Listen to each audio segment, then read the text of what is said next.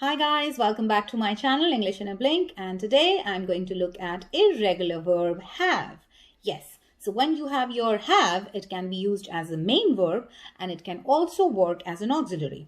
So most of the times people are confused like when is it acting as a main verb and when is it an auxiliary. So to start with our main verb. Alright, so if I say I have a car, that means I'm talking about something which is like a possession, something that belongs to me.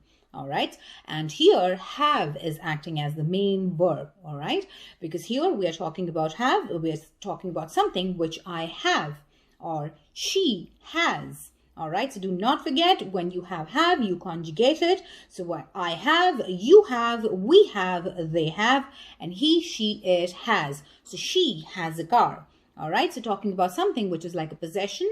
So that's when your have, it acts like the main verb. Have can also, be used in ing while talking about something which is in continuation, something which is happening at the moment. So she's having dinner. All right, so have also means when, about eating. So that way also you can use your have, or I'm having a coffee. So all those things are for have. So you're talking about when you eat or you're drinking something, you're having something, all right. Or you can also say she's having a bath.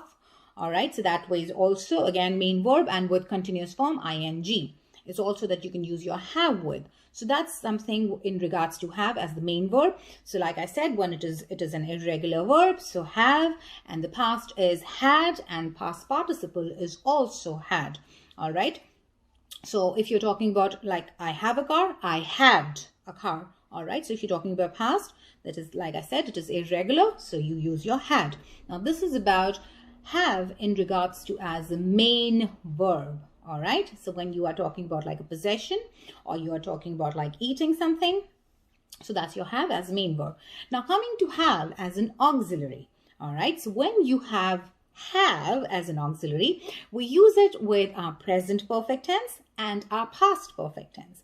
So first, coming to present perfect, how do you form your present perfect? We need our have, all right, which acts as an auxiliary, and then we need the past participle of the verb.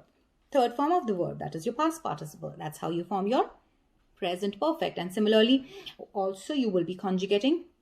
Again, have becomes your has, all right? So when you have your present perfect, I have, you have, we have, he, she, it has. Do not forget that.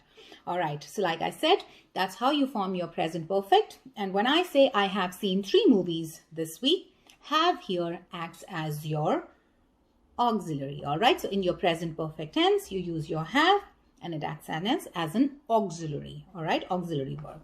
All right, when we have in past perfect, then have becomes your had. All right, so you form your past perfect, you need your had, and then again you need your past participle of the verb to form your past perfect.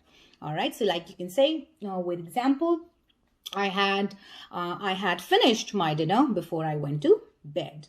All right, so that's when your had again acts as an auxiliary, and had is the past of have when we're forming our past perfect tense. All right, so this is in regards to have as auxiliary. So you use your have as an auxiliary in your present perfect and your past perfect tense. Now again, there is one sentence when you have I've had something. All right, so have had and had. That's also people, sometimes they tend to confuse have had. All right, so don't forget, you when you're writing or when you're speaking, you can always, use the contraction of had. All right, so that's what you say. So I've had dinner today. All right, so I've had. Okay, and then I've had.